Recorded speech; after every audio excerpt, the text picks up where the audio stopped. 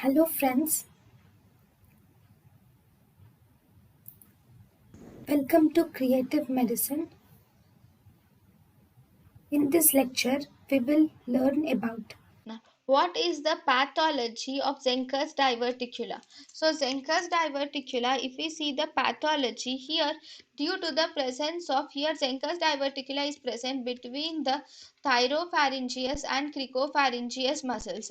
So, as a result, because of this diverticula, here there is a neuromuscular incoordination occurs in this region. Okay, now because of this neuromuscular incoordination, this neuromuscular incoordination is mainly due to the different blood supply which is present, the different nerve supply which is present between these two muscles. That means there is different nerve supply is present between the thyropharyngeus and cricopharyngeus.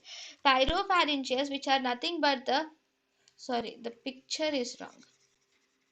It is inverted, right? So this is the cricopharyngeus and this is the thyropharyngeus. I'm really sorry. So this is the cricopharyngeus, which is a straight fibers. Thyropharyngeus are oblique fibers. Here you will see a diverticulum like this.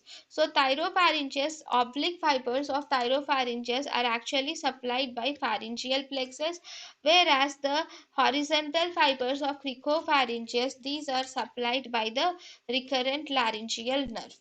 So because of this different blood supply, there is different nerve supply. Because of different nerve supply, there is neuromuscular incoordination resulting in outpouching of mucosa and submucosa, resulting in pseudodiverticulum or pulsion diverticulum.